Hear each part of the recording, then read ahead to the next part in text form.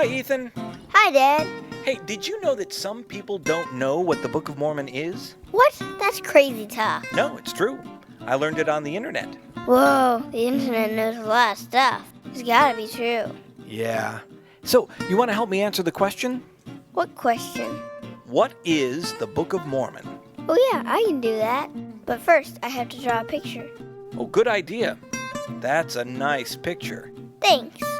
Now let's talk about prophets. Special witnesses that God calls to preach His message to the people. And they write it down, too. All these writings collected up are called the Bible. Right. The Bible contains two parts. The Old Testament, which witnesses that Jesus Christ would come and fulfill His divine role as our Savior. And the New Testament, that tells us that Jesus did come. It teaches us about His life. Now, our story begins in Jerusalem about 600 BC. That's before Jesus was born. Right. Now, God called many prophets in those days, but one prophet, Lehi, was commanded to take his family and a small group of people and leave Jerusalem. They wandered in the wilderness for a long time. And then God commanded them to build a ship. And that's how they sailed to the Promised Land. They landed in the Americas, and God continued to call prophets among the people to teach them His will. And they wrote down His words too, just like the prophets in the Old World. Speaking of that, let's go back to the Old World for a very special event, the birth of Jesus. That is special. Do you remember what sign was given to testify to the world that the Savior was born? Yeah, a new star in the sky. Exactly.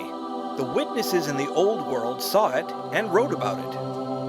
And the prophets in the New World saw it too and wrote about it. The New Testament tells us that Jesus taught the Jews and fulfilled His mission.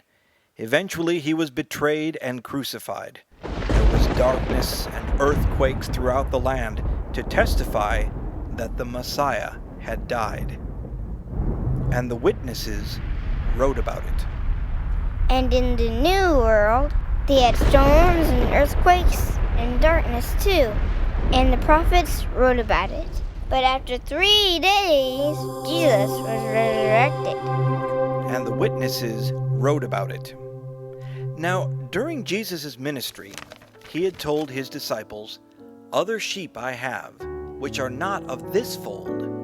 Them also I must bring, and they shall hear my voice, and there shall be one fold and one shepherd."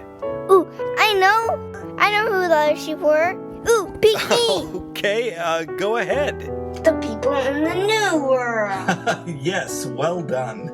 So, after Jesus ascended into heaven in the Old World, He came down and appeared to the people in the New World. Jesus taught them His gospel, called disciples, healed the sick. And they wrote down the things that Jesus did and what He taught them. Exactly.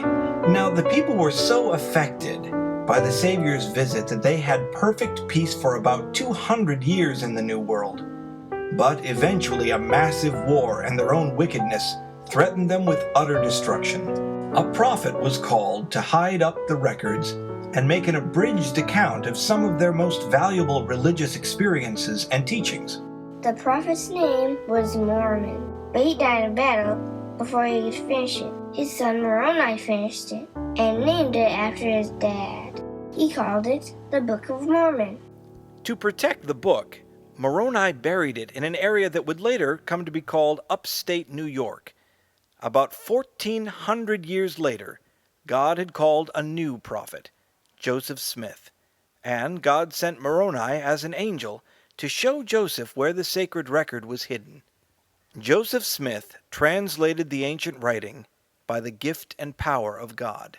And now we can read the Book of Mormon today. Yes, we can. It stands as another witness of Jesus Christ. Remember, the Old Testament testifies that Jesus would come, and the New Testament testifies that He did come. And the Book of Mormon is another testament of Jesus Christ. Together, the Bible and the Book of Mormon give us a deeper knowledge of Jesus Christ and His teachings. They teach us that Jesus Christ manifests Himself to all nations and is the God of the whole earth. Thanks for your help, buddy. You did a great job.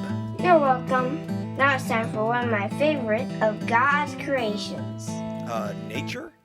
No, ice cream. Oh, very nice. I like the way you think. Yeah, I'm pretty smart. You most certainly are, and cute too. You must take after your mother.